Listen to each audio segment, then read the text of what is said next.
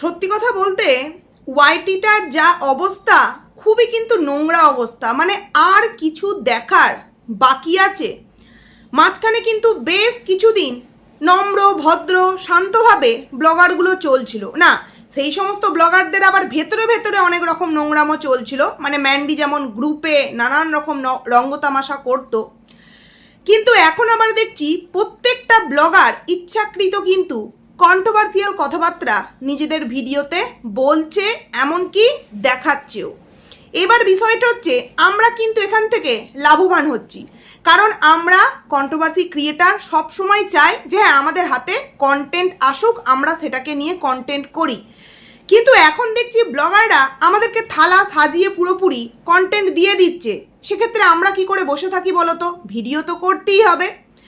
তো বেশ কয়েকদিন কিন্তু এই বিষয়গুলো দেখছি, বেশ কয়েকদিন বলাটা ভুল, বেশ কয়েক মাস ধরে এই সমস্ত এদিক ওদিক সেদিক এটা ওটা সেটা হচ্ছে। আমি কিন্তু একটা ভিডিও এই বিষয়ে দিইনি।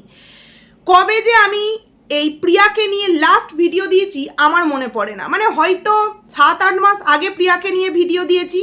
বাট আজকে আবার প্রিয়াকে নিয়ে একটা ভিডিও করতে বাধ্য হচ্ছি, কারণ প্রিয়া কালকে একটা ভিডিও দিয়েছে, যেই ভিডিওটা দেখে আমি সঙ্গে সঙ্গেই ভেবেছিলাম ভিডিও করব, কিন্তু না, টিনুকে নিয়ে একটা কন্টেন্ট করেছি যার জন্য কালকে আর ভিডিওটা দিতে পারিনি। তো কি হয়েছে আজকেই বলবো। প্রথমত অনেকেই মনে করে যে আমি প্রিয়াকে সাপোর্ট করি, অনেকেই মনে করে। আমি কাউকেই সাপোর্ট করি না, আবার কাউকেই কিন্তু আমি কখনো ঘেন্নাও করি না, এরকম কোনো বিষয়ই নেই। কারণ আমি একজন কন্ট্রোভার্সি ক্রিয়েটার, আমি আমার বক্তব্য তুলে ধরবো, এবং সেই বক্তব্যের মধ্যে যদি যুক্তি থাকে, সেই বক্তব্যের মধ্যে যদি সত্যতা থাকে, সেক্ষেত্রে আমি আমার ভিউয়ার্সদের কাছ থেকে যেই ভালোবাসাটা পাবো সেটা আমার লাভ। কোনো বড় ব্লগারের ভুলটাকে ধামাচাপা দিয়ে তাকে মহান বানিয়ে আমার লাভটা কি একটু তোমরা বলতে পারবে? কারণ ভিউয়ার্সরা তো এত বোকা নয়, তাই না? ভিউয়ার্সরাও বুঝতে পারছে কি হচ্ছে আর কোন দিকে জল এগোচ্ছে। তাই আমি মিথ্যে ধামাচাপা এগুলো দিয়ে আমার লাভটা কি হবে? কেন প্রথমেই কথাগুলো বলে দিলাম, কারণ অনেকেই বলবে তুমি প্রিয়ার পা চাটা, তুমি প্রিয়ার দিক ঘেঁষে কথা বলো। কখনো নয়। যারা আমায় বোঝে, যারা মোটামুটি আমার ভিডিও আগে দেখতো, তারা জানে প্রিয়ার যখন যে ভুলটা আমি দেখেছি তখন কিন্তু সেটাকে নিয়ে আমি প্রতিবাদ জানিয়েছি। ঠিক তেমনই কল্পনারও যখন যে ভুলটা দেখেছি তখন কিন্তু কল্পনাকে নিয়েও কিন্তু আমি ভিডিও করেছি, কারণ এরা কেউ আমার মিত্রও নয়, আবার কেউ কিন্তু আমার শত্রুও নয়। এরা আমার কন্টেন্ট যখন যা দেখব তখন নিয়েই কিন্তু ভিডিও করব। তো যাই হোক, প্রথমেই বলি হ্যালো আমার প্রিয় পরিবার, কেমন আছো তোমরা সবাই? আশা করছি খুব ভালো আছো, আমিও খুব ভালো আছি। পায়েলস ফ্যামিলিতে নতুন একটি ভিডিওই তোমাদের অনেক অনেক স্বাগত জানাচ্ছি। প্রথমেই প্রিয়াকে একটা প্রশ্ন করতে চাই। আচ্ছা প্রিয়া, কালকে তুমি যে বিষয়ে ভিডিও দিলে এই সেম বিষয় তো ময়ের সাথেও তোমার আছে, তাই না? মানে আমি অন্তত এটা জানি, আমি ভুল হলে অবশ্যই আমার ভিউয়ার্সরা আমাকে ধরিও। মিতুর সাথে যেমন প্রিয়ার একটা কোনো কারণবশত মনোমালিন্য, আসছি পরবর্তী কথায়, ঠিক তেমনই আমরা কিন্তু দেখেছি প্রিয়ার সাথে ময়েরও কিন্তু একটা খুব সুন্দর বন্ধুত্বপূর্ণ সম্পর্ক, বা তারও বেশি কিছু সম্পর্ক এদের ছিল।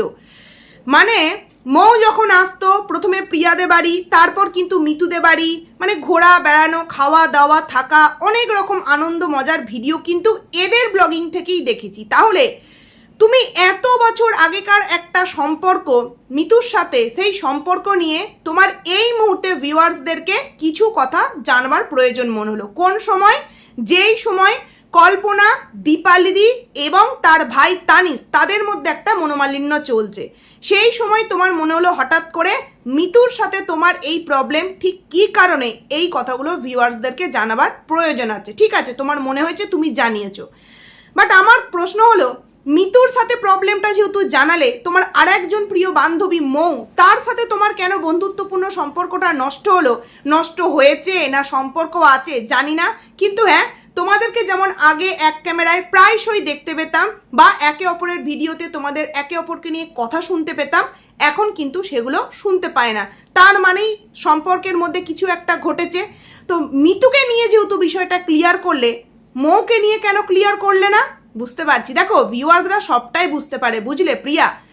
দেখো প্রিয়ার একটা গুণ যেটা আমি কখনো অস্বীকার করব না, প্রিয়া কিন্তু সত্যিই এই দিক থেকে অনেক বড় মনের একটা মেয়ে। ও নিজের হাতে ধরে নিজের ফেস দেখিয়ে অনেক রকম মানে কি বলবো হেল্প করে প্রিয়া কিন্তু অনেক অনেক মানুষকে এই সোশ্যাল মিডিয়ায় দাঁড় করিয়েছে। এটা কিন্তু মানতে আমি বাধ্য, কারণ প্রিয়াদের ওই চত্বরটায় আমি যখন থেকে প্রিয়াকে চিনি, প্রিয়া, এই মিতু, কল্পনা, মৌ, মানে ওই চত্বরে তো আর মৌ থাকে না, বলছি কথার কথা, এদেরকেই চিনতাম। বাট এই যে 2024-এর মাঝামাঝি থেকে 2024-25 এই 26-এ নয় করেও প্রিয়াদের ওখানে প্রায় 9 করে 9-10 জন ব্লগার তৈরি হয়ে গেছে, এবং প্রত্যেকেই কিন্তু প্রিয়ার রিলেটিভ, কাকাতুতো, জেঠতুতো, মাসতুতো, পিসতুতো, মানে এইরকম রিলেটিভ। এবং বেশিরভাগ ক্ষেত্রেই কি দেখেছি, প্রিয়ার মুখ দেখিয়ে দেখিয়ে কিন্তু তারা প্রথম আইডিটাকে গ্রো করেছে। তারপর কিন্তু পরবর্তীতে অনেক রকম ওই পিঞ্চ মারা কথাবার্তা, অনেক রকম দ্বন্দ্ব হয়েছে। এই জায়গায় আমি অস্বীকার কখনো করব না যে প্রিয়া কিন্তু এই দিক থেকে অনেকটা বড় মনের মেয়ে, যেটা আবার অনেকে কিন্তু করতে পারে না। কিন্তু আমার প্রশ্ন হচ্ছে, এই সময় তোমাকে নাকি কে কমেন্ট করেছে, কে নাকি তোমাকে হোয়াটসঅ্যাপে কমেন্ট করেছে, কে নাকি তোমাকে মেসেঞ্জারে কমেন্টস করেছে যে কবে তুমি বেইমান দিয়ে বা স্বার্থপর দিয়ে, বেইমান না স্বার্থপর দিয়ে তুমি একটা ভিডিও টাইটেল থাম্বনেল দিয়েছিলে, সেটাকে কেন্দ্র করে মিতুর সাথে জড়িত করে তোমাকে নাকি সবাই কমেন্ট করেছে। আমার কাছে কথা হলো, তোমার সময় নেই, তুমি প্রচণ্ড ব্যস্ত তোমার ছোট ছেলের জন্য, আর এটা হওয়াটা স্বাভাবিক। পিটাপিটি বাচ্চা হলে যে কতটা প্রবলেম হয় সেটা আমার মনে হয় ওই মিতুকে দেখলে সব থেকে বেশি বোঝা যায়। শরীরটার তো কোনো যত্নও নেয়ই না, আর তার মধ্যে অশান্তি, সেটা তো এই কিছুদিন আগে সোশ্যাল মিডিয়ায় প্রত্যেকেই দেখতে পেয়েছে। তো তুমি বলছো তোমার ছোট সন্তানের জন্য তুমি রেগুলার ভিডিও দিতে পারছো না, অনেকেই এই কথাটা বলছে। এপি ব্লগস তো ও তো 2 দিন 3 দিন কি 1 সপ্তাহ পর পর ভিডিও দেয়, যে এপি ব্লগস কিনা প্রত্যেক দিন দুপুর 2টো হলেই ভিডিও দিত। তাহলে তুমি ভিডিও দিতে পারছো না, অথচ তোমাকে কে ইনস্টাগ্রামে, মেসেঞ্জারে, হোয়াটসঅ্যাপে তোমাকে কে কমেন্ট করছে তার ক্লারিফিকেশন দেওয়ার জন্য তোমাকে ভিডিও করতে হলো। অদ্ভুত লাগছে না? দেখো, তুমি ব্লগার, তুমি যেটা বলবে সেটাই ভিউয়ার্সরা বিশ্বাস করবে, কিন্তু আমরা তো কন্ট্রোভার্সি ক্রিয়েটার, তাই না?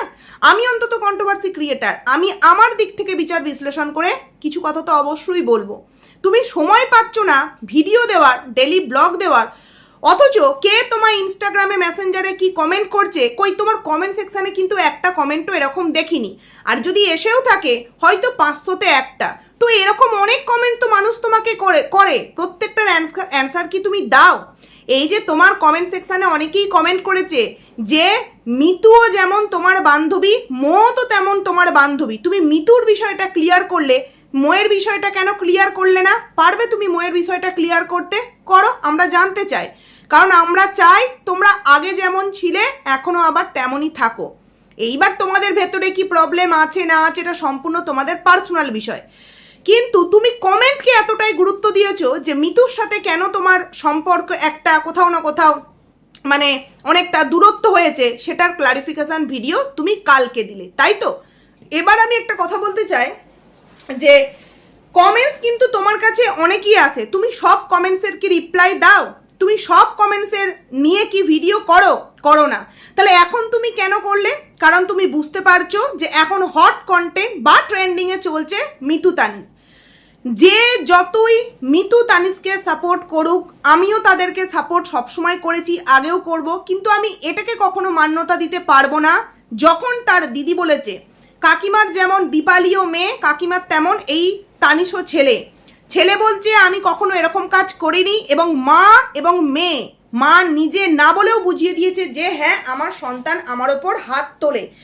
তাই এই ধরনের মন মানসিকতার মানুষকে আমি কখনোই সাপোর্ট করতে পারবো না, আর আমার মনে হয় কারোরই পারাটা উচিত না। কারণ যে মা বাবা আমাদেরকে মানুষ করছে, বড় করছে, তাদের একটু বয়স হলে তাদের ওপর আমরা হাত তুলবো, এটা কোন ধরনের ভদ্রতা, এটা কোন ধরনের সভ্যতা, তাই না? তাই এইরকম মানুষকে আমি কখনোই সাপোর্ট করতে পারবো না। তবে হ্যাঁ, মিতুর পরিস্থিতি দেখলে খুব খারাপ লাগে, কারণ কি ছেলে দুটোকে নিয়ে এতটাই ব্যতিব্যস্ত হয়ে থাকে যে নিজের প্রতি সময় দেওয়ার কিন্তু মিতুর সেই সময়টা থাকে না।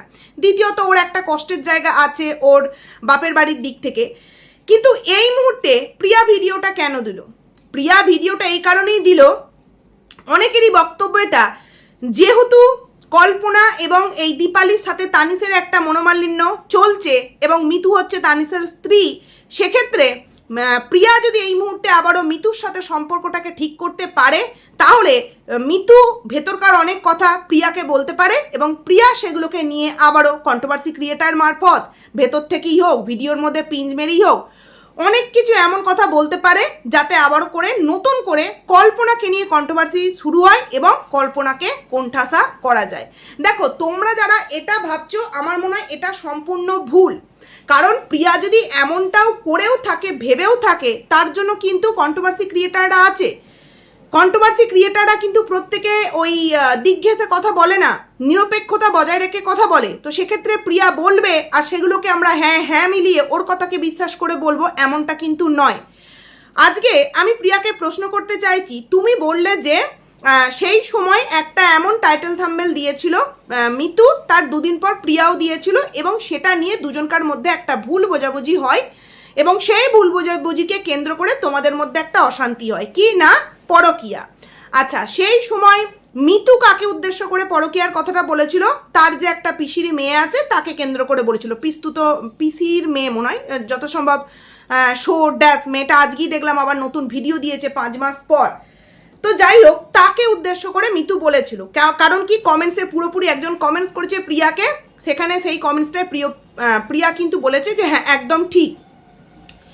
প্রিয়া তখন বলছে যে ও বলেছিল ওর পিসির মেয়েকে কেন্দ্র করে, আমি বলেছিলাম অন্য একজনকে কেন্দ্র করে, আর ভিউয়ার্সরা দুটোকে এক করে দিয়ে এইরকম একটা পরিস্থিতি তৈরি করে দিয়েছে। শোনো, একটা কথা বলি প্রিয়া, নিজেদের মধ্যে যদি সম্পর্কটা ঠিক থাকে না, অপর কোনো বাইরের লোক এসে তোমাদের সম্পর্ক এত ইজিলি ভাঙতে পারতো না। কেন ভিউয়ার্সদের নামে দোষ দিচ্ছ? কেন কন্ট্রোভার্সি ক্রিয়েটারদের নামে দোষ দিচ্ছ যে তারা নাকি এই বিষয়টাকে নিয়ে একটা জলঘোলা করেছিল?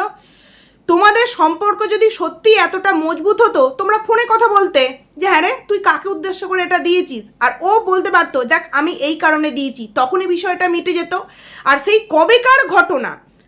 কবেকার ঘটনা তোমার এখন এই মুহূর্তে যখন কিনা কল্পনা, দীপালিদি, তানিশদের পরিবারে একটা বিশাল বড় প্রবলেম চলছে, তখন তোমার মনে হলো এই বিষয়টা ক্লিয়ার করা উচিত। আগে কেন করনি? তুমি যেহেতু জানতে যে এটা আমি কার উদ্দেশ্যে বলেছি এবং মিতু কার উদ্দেশ্যে বলেছে, তাহলে তখন একটা কমিউনিটি পোস্ট, তখন একটা কমেন্টসের রিপ্লাই, তখন একটা 1 মিনিটের শর্ট ভিডিও বা এইরকম যেমন আজকে একটা ভিডিও করলে সেরকম করে ক্লিয়ার করে দিলে পারতে, তাহলে মানুষের মনের মধ্যে এত দ্বন্দ্ব থাকতো না। বাট না, তখন তুমি সেটাকে বেশ ভালো মেজাজে নিয়েছো, কারণ কন্ট্রোভার্সি ভিডিও হয়েছে, আর কন্ট্রোভার্সি ভিডিও মানে ভিউজটা অনেকটা আপ। এখন হঠাৎ করে তোমায় কেন বলতে হলো? কারণ ট্রেন্ডিংয়ে চলছে, মিতু, তানিশ, কল্পনা, দীপালি এরা ট্রেন্ডিংয়ে চলছে, আর তুমি সেই ট্রেন্ডিংয়ে এখন একটু গা ভাসাতে চাইলে না। আমি এটা বলবো যে প্রিয়ার কিন্তু কন্টেন্টের অভাব হয় না। প্রিয়া প্রচণ্ড এই দিক থেকে মাল্টি ট্যালেন্টেড একটা মেয়ে, ও কিন্তু যে কোনো বিষয় দিয়ে খুব সুন্দরভাবে কন্টেন্ট বানাতে পারে।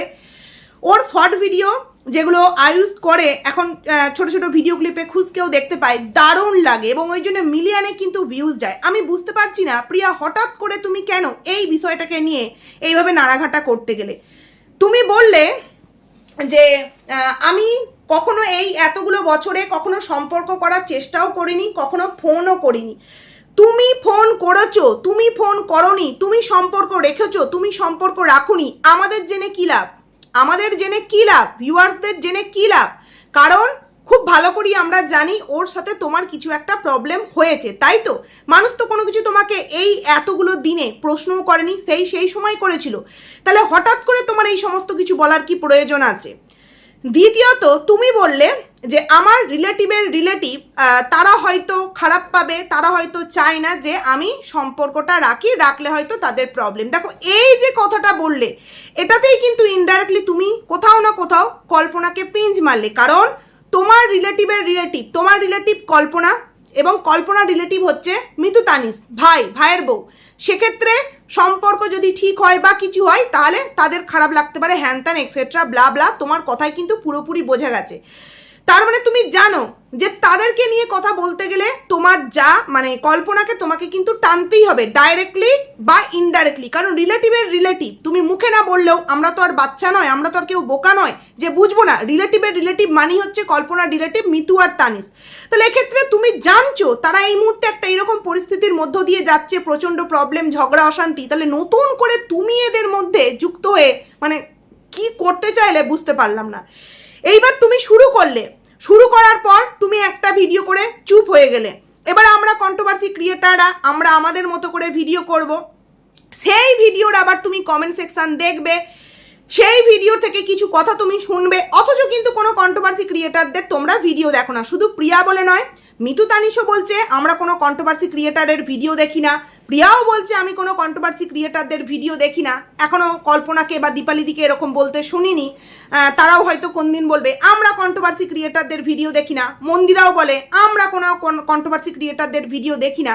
কন্ট্রোভার্সি ক্রিয়েটারদের তোমরা ভিডিও দেখো না, অথচ আমাদের মুখের কথাগুলো কেন জানি না তোমাদের ভিডিওতে পুরোপুরি বসে যায়। অদ্ভুত লাগে। বলার সাহস রাখো যে হ্যাঁ কন্ট্রোভার্সি ক্রিয়েটারদের ভিডিও দেখি, বলতে কেন লজ্জা পাও এত? আরে আমরা তো লজ্জা পাই না তোমাদের ভিডিও থেকে কথাগুলোকে নিয়ে বলতে, তাহলে তোমরা কেন লজ্জা পাচ্ছ? আসলে এটাই হচ্ছে না কন্ট্রোভার্সি ক্রিয়েটারদের একটা দারুণ স্ট্যান্ড পয়েন্ট, যে তারা সত্যটাকে সত্য, মিথ্যাটাকে মিথ্যা বলতে জানে, কিন্তু তোমাদের মতো জিলিপির পেঁচ আবার আমরা কষতে পারি না, জানো তো। এই যে তুমি বলছো যে সেই বিষয়টাকে নিয়ে মানুষ এই ওই সেই হ্যান ত্যান বলেছে, হ্যাঁ ভিউয়ার্সরা বুঝেছে যেটা সেটা বলেছে, তোমরা দেখিয়েছো যেটা সেটা বলেছে। ভিউয়ার্সদের ভুল ভাঙাবার দায়িত্ব তোমার, তুমি তখন কেন ভুলটা ভাঙাওনি? আজ এতগুলো বছর হয়ে যাওয়ার পর এই সময় গিয়ে তোমার ভুল ভাঙাবার সময় হলো, মানে অদ্ভুত লাগছে।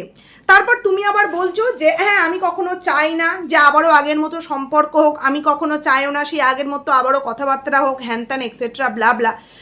তাহলে তুমি যেহেতু চাইছই না সম্পর্কটা তৈরি করতে, তাহলে নতুন করে এইগুলোকে বলার কি মানে? আর কেন সম্পর্ক তৈরি করবে না? সম্পর্ক গড়তে অনেক সময় লাগে, ভাঙতে এক বিন্দু সময় লাগে না। তাই সবাই মিলেমিশে আগেকার মতো ভিডিও দিলে আমাদের দেখতে যেমন ভালো লাগবে, তেমনি তোমরাও কিন্তু অনেক রকমের কন্টেন্ট করতে পারবে। এ ওর বাড়ি যাবে, ও এর বাড়ি আসবে, দেখতেও যেমন ভালো, তোমাদের কন্টেন্ট করাতেও কিন্তু অনেক সুবিধা। কিন্তু না, কোথাও না কোথাও তোমার মনে হচ্ছে যে তোমাকে দেখে মনে হচ্ছে যে এখন তো সবাই ওই ম্যান্ডির ফোঁকা, ম্যান্ডির গাড়ি, তারপরে এদিক হচ্ছে তোমার টিনুর বৌদি গায়েব, টিনুর বাবা গায়েব, এই নিয়ে সবাই ভিডিও করছে, তো আমাকে নিয়ে কেউ ভিডিও করছে না, চলো আমি এই দলে নাম লেখাই। হচ্ছে তুমি বুঝলাম না এত বছর আগেকার ঘটনা তোমাকে এখন কেন বলতে আসতে হলো? কারণ তুমি জানো এই কথা প্রসঙ্গে কল্পনাকে টানা হবে, এবং কল্পনাকে যারা ভালোবাসে তারা খুব সুন্দরভাবে তোমাকে কিছু কথা বলবে, সেটা তোমার কাছে ভালো লাগবে না, সেটা নিয়ে তুমি আবার পরের দিনের ভিডিওতে টাইটেল থাম্বনেল দেবে, এই নিয়ে আবার একটা নতুন করে জলঘোলা শুরু হবে, এবং আবার তুমিও কিন্তু ট্রেন্ডিংয়ে চলে আসবে। মানে ভালোই কিন্তু তোমরা প্ল্যান করতে পারো, ভালো প্ল্যান করতে পারো।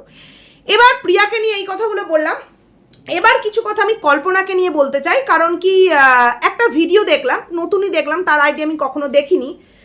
সেখানে দেখলাম প্রিয়ার শাশুড়ি একদম জরাজীর্ণ অবস্থায়, ওই সকালবেলা হাঁটতে গিয়ে নাকি মাথা ঘুরে পড়ে যাওয়ার মতো অবস্থা হচ্ছিল, তার বাড়িতে উঠেছে। সেখানে সে জল বিস্কুট দিল, যদিও বা সে বারবার বলছে আমার সকালের সময় হয় না। আমার একটা জায়গা খুব খারাপ লাগলো, যখন প্রিয়ার শাশুড়ি মা মানে জল বিস্কুট খাওয়ার পর বাইরেটা দাঁড়িয়ে আছে, তখন কিন্তু মানে যিনি ভিডিও করছেন উনি বলছেন যে তাহলে আসুন, মানে উনি বলতে চাইছেন যে এখন তাহলে আসুন আমি কাজ করবো। হ্যাঁ, তার দিকে দেখতে গেলেও এটাও ঠিক যে সকালবেলায় তো প্রত্যেকটা মানুষেরই তাড়া থাকে। আবার এটাও খারাপ লাগছে, সে হয়তো ওখানে কিছুক্ষণ বসতে চাইছিল, গল্প করতে চাইছিল, কিন্তু যেহেতু এরকমভাবে বললো যে আসুন, চলে গেল। সেখানে দেখলাম অনেকেই কমেন্টস করেছে, বা এই বিষয় নিয়েও প্রিয়ার কমেন্ট সেকশানে নাকি কোথায় দেখলাম কমেন্টস করেছে যে শাশুড়ির এত শরীর খারাপ, প্রিয়া কেন ডক্টর দেখায় না। আচ্ছা, প্রিয়ার নামটা কেন শুধু উঠে এলো? প্রিয়া কেন ডক্টর দেখাবে? কল্পনাও তো আছে, কল্পনা তো দুদিন আগে এসেছিল শ্বশুর বাড়ি, তাহলে কল্পনা কেন দেখালো না? দেখো আমি ওই একদিক ঘেঁষে কিন্তু কথা বলতে পারবো না, তাতে তোমরা যতটুকুনি ভালোবাসা দাও আমি ততটুকুনিতেই কিন্তু সন্তুষ্ট থাকবো। তোমরা দেখেছো আমি এদেরকে নিয়ে খুব একটা ভিডিও করি না, বাট প্রশ্নটা যদি এরকম হতো যে দুই বউ তো বাড়িতে আছে, প্রিয়া এবং কল্পনা, তারা কেন তার শাশুড়ি মাকে ডাক্তার দেখালো না, এটা একটা ন্যায্য প্রশ্ন। বাট একজন বলছে কেন কল্পনা দেখালো না, একজন বলছে কেন প্রিয়া দেখালো না। আরে বাবা, দেখালে দুজন দেখাবে, না দেখালে কেউই দেখাবে না। সব থেকে বড় কথা কি জানো, এই যে এখন এই মহিলাটাকে দেখছি খুব হয়তো খারাপ লাগছে, বাট কিছু বছর আগে, 1 বছর হবে হয়তো, যখন প্রিয়ার শ্বশুরমশাই অসুস্থ ছিলেন এবং প্রিয়া সদ্য খুশকে সবেমাত্র হয়েছে কয়েক মাস, তখন কিন্তু এই মহিলা তার হাজব্যান্ডের শরীর অসুস্থতার সময় চলে গিয়েছিল বাপের বাড়ি। মানে সেবা শুশ্রূষা করা তো অনেক দূর কি বাত, পাশে বসেও নি, এক গ্লাস জলও দেয়নি। এবং তখন কিন্তু আমরা বলেছিলাম যে প্রিয়া, দিন কিন্তু সবার আসে, তোমার শাশুড়িরও আসবে, তখন তুমি কিন্তু ওনাকে বুঝিয়ে দিও যে মানুষের অসুস্থতার সময় মানুষের পাশে মানুষের থাকাটা ঠিক কতটা প্রয়োজন। মানে বেশি দিন কিন্তু গেল না, প্রিয়া শাশুড়িমা কিন্তু তার নিজের হাতে নিজের কুকর্মের ফল কিন্তু পাচ্ছে। কিন্তু প্রিয়া তারপর বলেছিল যে না, আমি এরকমটা করতে পারবো না। মুখে হয়তো বলছি, কিন্তু পরিস্থিতি যদি এমন কিছু হয় তখন কিন্তু আবারও আমি তার পাশে থাকবো। আমি জানি প্রিয়া এতটাও স্বার্থপর নয়, বা কল্পনাও এতটাও স্বার্থপর হতে পারবে না যে শ্বশুর মশাইয়ের সাথে খারাপ ব্যবহার করেছে বা ওই সময় ওদেরকে হেল্প করেনি বলে শাশুড়ি মা যদি আজকে একদম অসুস্থ হয়ে বিছানা শয্যাশায়ী হয়ে যায়, ঠাকুর করুক না হোক, যদি হয়ে যায়, প্রিয়া বা কল্পনা কেউই তার ট্রিটমেন্ট করবে না, দুজনেই হয়তো ট্রিটমেন্ট করবে। কিন্তু তোমরা এইভাবে একজনকে কি করে প্রশ্ন করতে পারো? কেউ বা বলছো প্রিয়া কেন ডক্টর দেখালো না, কেউ বা বলছো কল্পনা তো এসেছিল তোমার ওর শ্বশুর বাড়িতে, তাহলে কেন কল্পনা কোচবিহারে নিয়ে গিয়ে ডক্টর দেখালো না? আরে বাবা, এ বলবে ও দেখা, ও বলবে এ দেখা, এ বলবে আমার হাজব্যান্ড এখানে নেই কর্মসূত্রে, আমি আমার ছেলে নিয়েই পাগল, আমি কখন দেখাবো। প্রিয়াও তো বলতে পারে যে আমি আমার 2 সন্তান নিয়েই পাগল, ডেলি ভিডিও দিতে পারছি না, আমি কখন দেখাতে যাব। তো তোমরা এমন কমেন্ট করো না যাতে অপর দিকের আঙুলটা একদিকে চলে আসে, এমন কমেন্ট করো যাতে দুজনই ওইখানে উল্লেখ হয় যে তোমরা 2 বউ বা 2 ছেলে মিলে মাকে একবার ডক্টর দেখাতে পারো। যদিও বা আমার মনে হয় এই সমস্ত শাশুড়ি মায়েদের অবস্থা এরকম হওয়ার কারণ আগের বছরের ভিডিও, যখন প্রিয়া শ্বশুরমশাইয়ের ওরকম একটা অবস্থা হয়েছিল। প্রিয়া বলছিল যে আমরা কেউ স্বার্থের জন্য কেউ কারোর সাথে মিশিনি, কারণ আমার যখন 30,000 সাবস্ক্রাইবার এবং মিতুর তখন 50,000, তখন থেকেই নাকি ওদের সম্পর্ক। যদিও বা আমি যতদূর শুনেছিলাম যে ওরা কিন্তু বিয়ের আগে থেকেই চেনা পরিচিতি ছিল, তারপর দুজনেই ব্লগার হয় এবং ওই দুজনেই আস্তে আস্তে এগোয়। পরবর্তীতে প্রিয়া অনেকটা এগিয়ে যায় এবং ভালোই একটা জায়গা তৈরি করে নিতে পারে, মিতু সেইভাবে কিন্তু পারেনি। অবশ্যই দেখো, এই সমস্ত বিষয়ের ক্ষেত্রে কিন্তু স্ট্রাগল করতে হবে, স্ট্রাগল না করলে কিন্তু তুমি উঁচুতে উঠতে পারবে না। ভিডিওটা আমার বড় হচ্ছে, কয়েকটা কথা আমি প্রিয়াকে বলতে চাই যে এতটাও অবুঝ হও না।